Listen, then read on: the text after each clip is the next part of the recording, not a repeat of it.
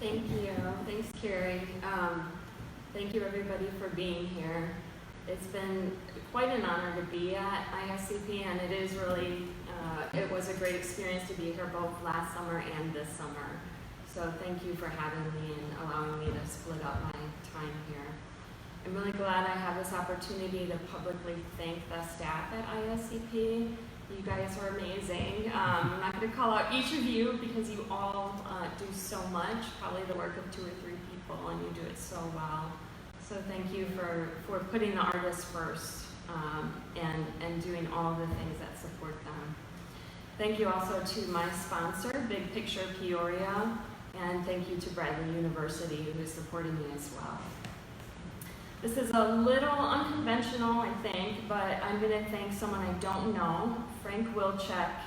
He's one of the great physicists of our time, for basically providing a framework for my presentation, Artists Love to Steal. It's a great idea. As a master of his field, he's able to write about his research for the layperson, much like his predecessor, Richard Feynman. Scientists and mathematicians doing research aren't just sitting at their desks writing or wrestling with equations, writing numbers. The really important work that they do is thinking, and is very creative work.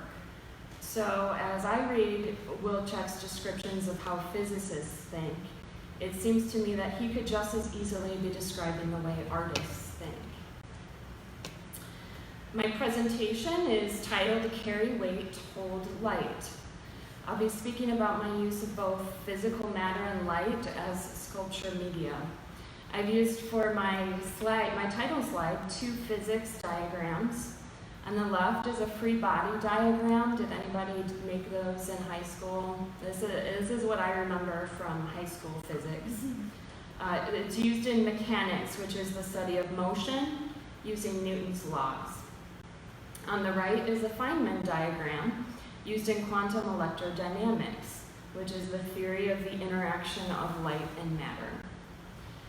Most of us think of light and physical matter as starkly contrasting because we think of matter as that which has mass and of light as elusive and massless.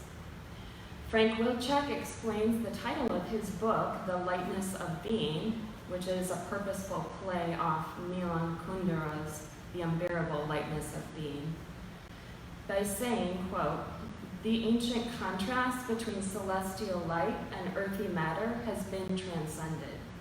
In modern physics, there's only one thing, and that thing is more like the traditional idea of light than the traditional idea of matter." Light has connotations that provide endless metaphor. To have a new way of looking at the relationship between light and weight, that is part of an empirical explanation of how the universe functions, feels like proof that philosophers, poets, artists, and musicians have been right all along. Further quoting Wilczek, I'm going to pull a lot of his quotes at the beginning here. "Mass, the very quality that renders matter sluggish and controllable, derives from the energy of quarks and gluons, ever moving at the speed of light. It's not a metaphor anymore, it's real. There is light within us." Quoting again, "Matter is not what it appears to be. Its most obvious property, variously called resistance to motion, inertia, or mass, can be understood more deeply in completely different terms. The mass of ordinary matter is the embodied energy of more basic building blocks, themselves lacking mass. Nor is space what it appears to be. What appears to our eyes as empty space is revealed to our minds as a complex medium full of spontaneous activity." End quote. He really is saying that there's mass without mass. There's empty space that isn't really empty. Wilczek's descriptions provide evidence that the universe itself can only be explained by accepting that seemingly opposing states of being require each other to exist. When he talks about some of the shortcomings of Newtonian physics, which I'll get back to a little bit later when I talk about gravity, Wilczek notes that the legendary Danish physicist Niels Bohr distinguished two kinds of truths. An ordinary truth is a statement whose opposite is a falsehood. A profound truth is a statement whose opposite is also a profound truth. I suggest that artists examine this all the time. Wolfgang Leib's Milkstone series is an example that has an impact on my thinking about materials. So it's a work that I've thought about for quite a while. I believe it started in the 70s, and I learned about it maybe 20 years ago. In preparing for this talk, I discovered that I had been remembering the title of the work incorrectly. I believe the title to be Milk and Marble, and I was going to talk about, one, the significance of the materials themselves being the title of the work, two, the poeticism of the title and its use of both alliteration and assonance, and three, the power of the title alone to conjure an image of the work in the mind. Indeed, a description alone, especially if you can't quite see it, of a rectangular marble slab with a slightly indented top surface filled with milk that reverses the surface to a convex meniscus is enough to understand the significance of the work without a visual. And I've never seen one of these. I would love to. The swallowed L's in Milk and Marble suit the desire to touch with the tongue elicited by both smooth white surfaces. The title would work poetically in Leib's native German as well, becoming Milch und Marmor. Milkstone or Milchstein does not have the same musical sound to me, but I recognize that the title takes two materials and makes them one. Leib's milkstones encourage us to find the similarities in vastly different materials or states. The work is pared down to exactly what is needed. Two materials brought together in a simple form to contemplate existence on a profound level. Just to touch on some of the possibilities. While marble is more solid than milk, as a stone it is relatively soft, so it has a likeness to the milk. Marble will not last forever, it will age, but beautifully, not like the sour decay of milk. When we experience the work, the milk is always fresh. Museum staff are instructed to replace it every 2 days. In that way, the milk will always be newer than the marble, and the artist's intention for the piece keeps it in a state of perpetual rebirth. Both materials are translucent. Rather than just reflecting off the surface, light goes into the material before reflecting back out. I think of it as both receiving and giving light, particularly in the context of learning that any medium is more like our traditional idea of light than our traditional idea of matter. The milkstone epitomizes for me the power of the medium to embody meaning. For much of my work, I find it important to allow materials to speak for themselves. The sycamore tree's branches grow faster than the bark that encases them, so they shed the bark to reveal a gray and white surface that has a beautiful matte finish. The branches also have nods on them where smaller branches sprout and fall off. The nature of the tree gives it a bone-like quality. Here, I kept the 12-foot branch essentially as I found it, but I gave it a 3-pronged crutch that stands it up, giving it a figurative presence.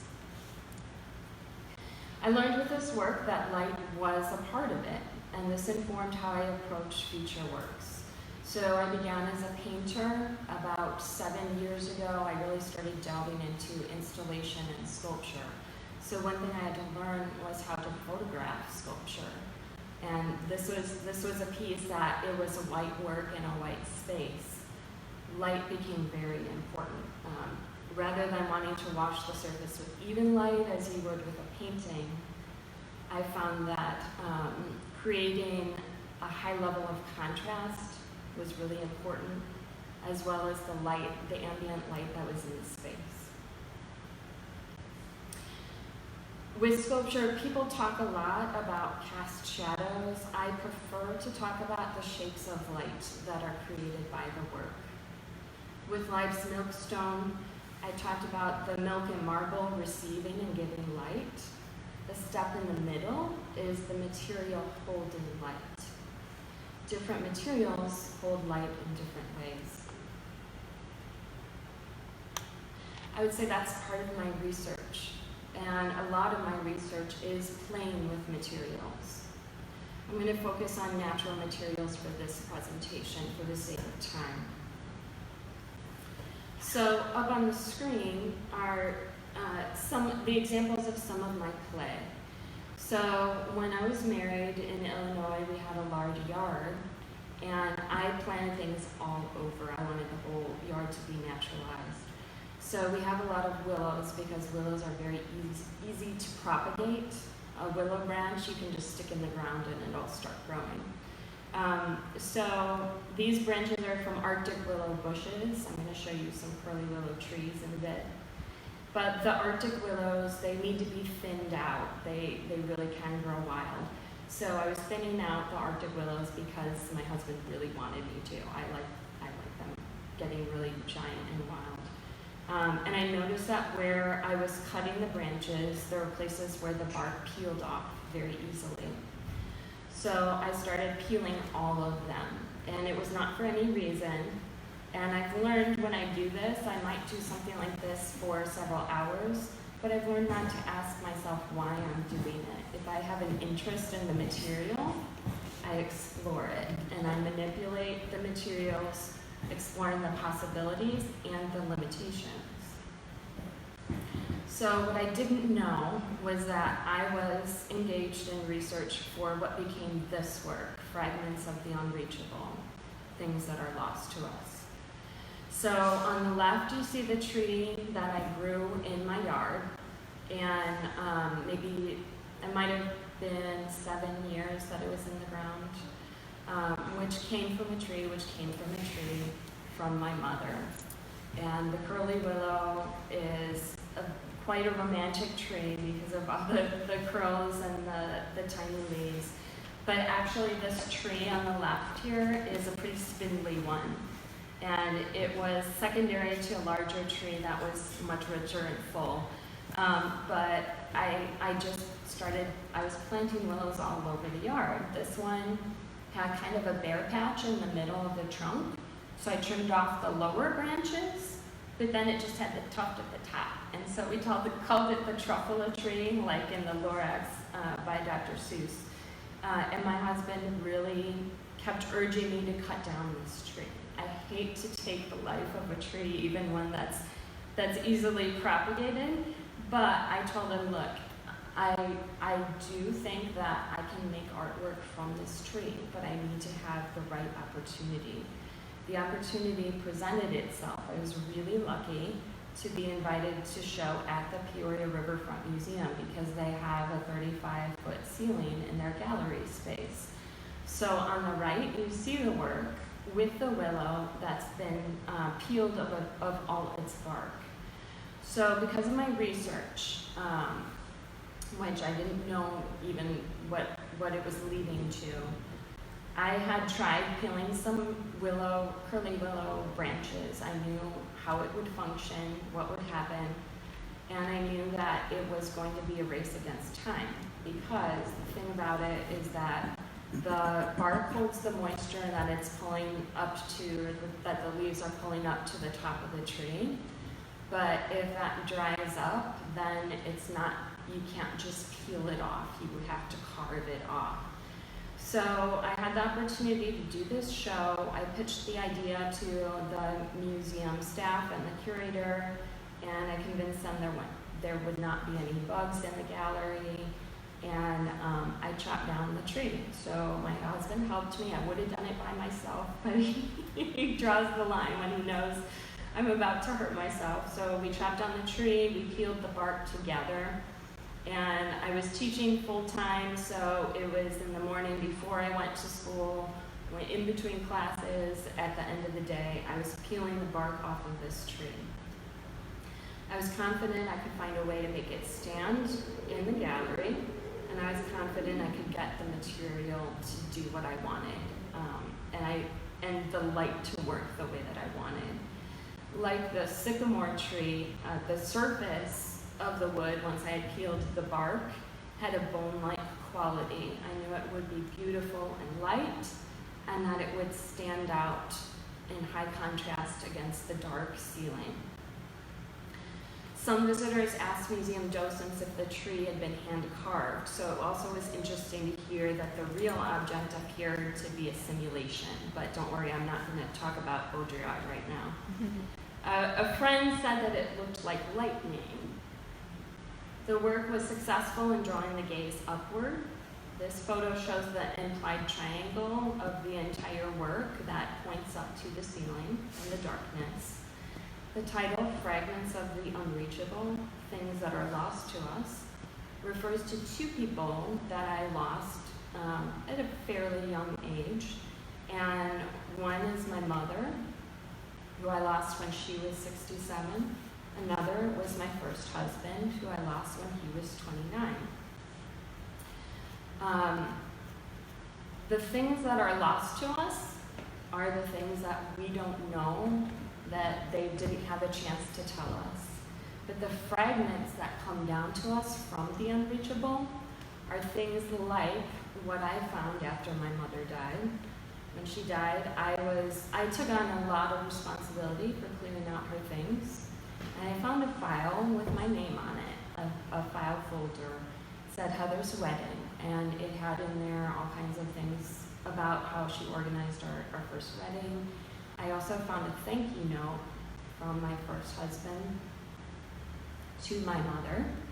And it was a thank you note for the wedding, but more so it was a thank you note to her for giving me to him. This was significant because we were divorced when he died. We had been divorced for a year.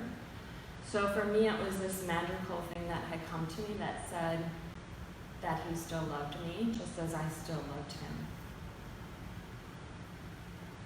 People ask, wasn't I sad I had to cut down the tree? This is the one that's still standing. And this was planted right outside what was my studio. And so I could look out and enjoy this tree and think about my mother and just enjoy the beauty and the light coming through the leaves. This was taken a couple days ago. My husband sent me these.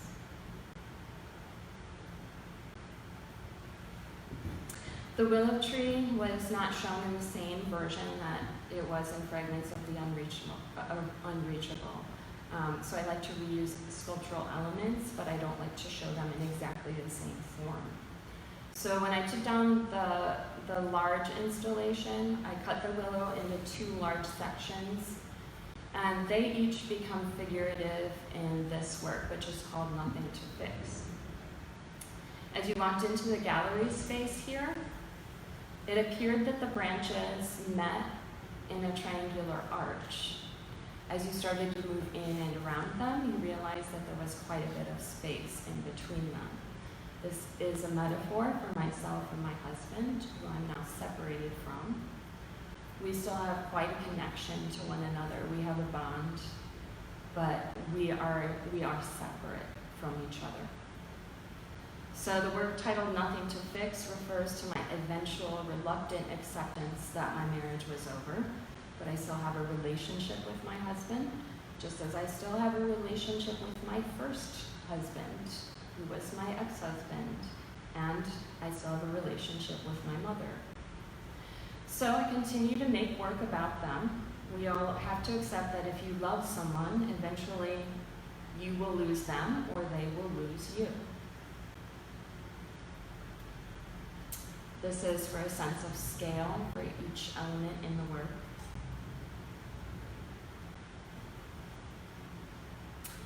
Here's what I call a topiary tree that I made from sycamore branches, and at the base of the tree are all kinds of artifacts from my garden as well as from my studio and the painting studio where I am a professor. So there are a lot of elements in here that are related to different people in my life. I hope you can see a thin black branch that to most people it just looked like a dead branch sticking out of a pot. And it almost was, but actually, because of all of my experience propagating willows, I had a little secret in the show, and it was that underneath all of the bits and pieces, there was a plastic container with wet soil, and this willow branch was in the soil. I was fairly certain that over the course of the exhibition, the branch would start to grow.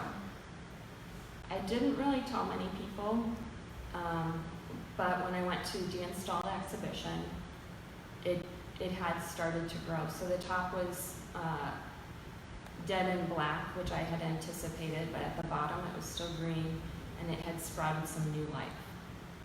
So now you guys are all in this. This is the most people we've ever known. The different elements in the work took on titles of their own. So here is a work that I called The Reluctant Bride. I never really wanted weddings. I never really wanted to get married, certainly not twice.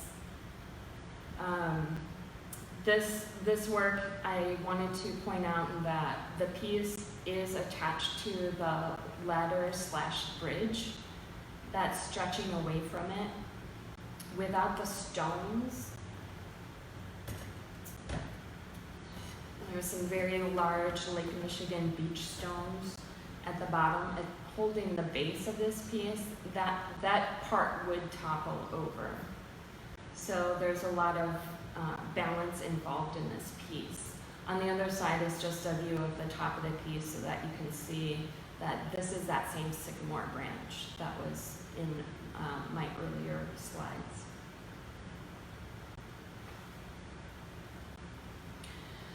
So balance was important with another part of this work, with one of the works that had a willow branch in it. So the stones here are on a cantilever that keep the structure from toppling over.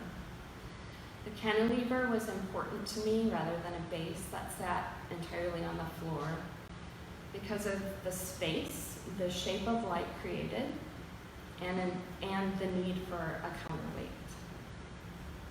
So now we get to hear me talk about gravity, as I promised. Returning to my interest in physics, and it is just an interest. I don't know that much about it. I am compelled at a very basic level to struggle with the physicality of materials, to lift unwieldy objects and test ways of balancing them, and to stack things, much like a child stacks building blocks. I work with gravity, with the weight of the structures I build, and I find ways to balance them against each other. Yet, recent findings about the origin of mass tell us, repeating from an earlier quote, the mass of ordinary matter is the embodied energy of more basic building blocks themselves lacking mass. This would seem to render my efforts and many other artists grappling with gravity as insignificant, as in many ways they are insignificant. Wilczek aptly quotes Isaac Newton as saying, "To myself, I seem to have been only a boy playing on the seashore, diverting myself and now and then finding a smoother pebble or a prettier shell than ordinary, whilst the great ocean of truth lay all undiscovered before me." He was quite right. His work, while absolutely essential for understanding physics, was only scratching the surface.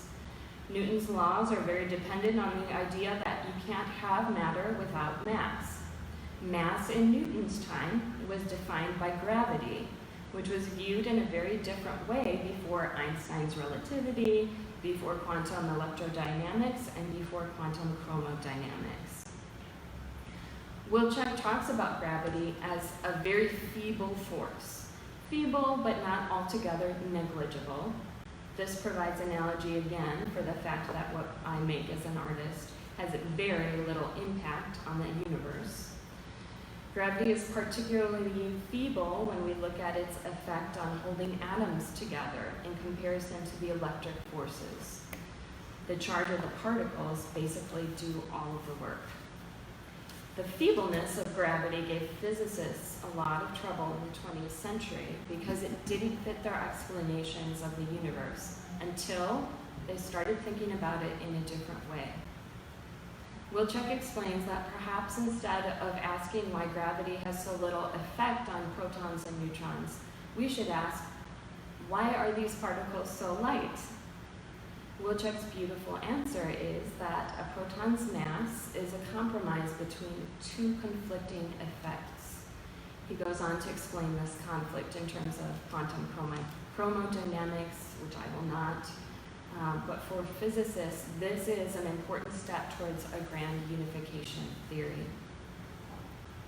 The reason I find this particle level conflict turned compromise significant is that to me it speaks of opposing forces that require each other to exist at the innermost level of matter, of being.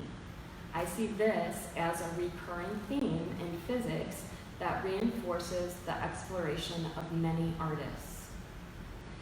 My understanding of existence is based on struggle, the daily struggle to reconcile conflicting emotions. In my artwork, I grapple with the difficulty to accept seemingly contradictory experiences that are nevertheless inextricably tied. Love and loss, safety and threat or fear, contentedness and anxiety. What I would like to do is to follow Wilczek's lead, to ask myself to think of my perceived struggles and conflicts in a different way. Remember that we know now that light and substance are not two different things. There is just one thing, and it's more like light than like matter. When I'm manipulating physical materials, I'm manipulating light on various levels. I've spoken briefly about people that I've lost. The most significant loss has been my mother. The best work I make draws from all the conflicting emotions from her life and her death. After a significant loss, there are always regrets and often guilt, which can become a burden, a weight that we carry. What I do in my work is I take on this weight not to make it go away, but to accept it. I need physical struggle to teach myself to accept that my internal struggle will not go away and that it shouldn't be my goal to make it go away. I like to describe myself as aggressively introspective because I'm easily caught up in my inner experiences and they can eclipse what is actually happening in my life at that time. In the few weeks I've been here in this June, I spent a lot of time reflecting on my work and talking about it, and it's led to a lot of introspection. So I am going to close with something very personal. I think several writers have said that the more personal something is, the more universal it is. So while I'm tempted to apologize for relating something very personal, let me remind you to think about the context in which I framed my work today. To understand the universe itself, physicists have to explain how the tiniest particles function. We are somewhere in the middle of things larger than we can imagine and things smaller than anyone can see, but we're all part of the same struggle to balance opposing forces. We are like gravity, feeble but not entirely negligible. We are like light, as the quantum particles that we are made of are ever moving at the speed of light. Something about revisiting these ideas, something about the introspection, talking about my experiences, dinner with you, Madrid, thinking about my work, writing this presentation, it brought back a memory. A moment with my mother when she was in hospice. A moment in which I spoke 2 words and she spoke 2 words. One of my regrets after she died was that I didn't talk to her much on her deathbed. I know a lot of people have similar regrets, things that they wanted to say, but they didn't. I started asking myself, what did I say to her? And I was digging in my memory, and I remembered a moment.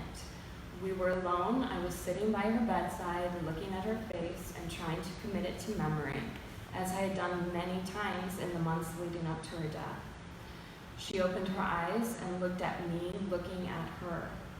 I said, "You're beautiful." And she said, "Thank you." We are forever giving and receiving light. As we struggle, there is light within us and light around us. As we move forward, let us carry weight, but also hold light. Thank you.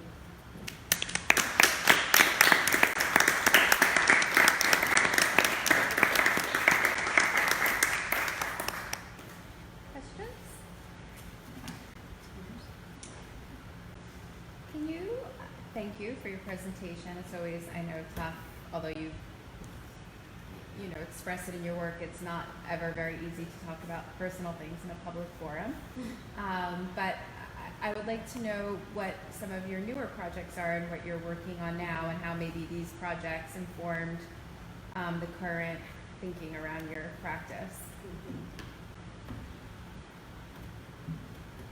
Well, that's a big question because I have big ideas, and I have a lot of things in the works, and some of them are very playful. And I think a lot of my work, even though I talk about the serious content, is very playful. Mm-hmm. And so I have ideas for large outdoor works that people can interact with.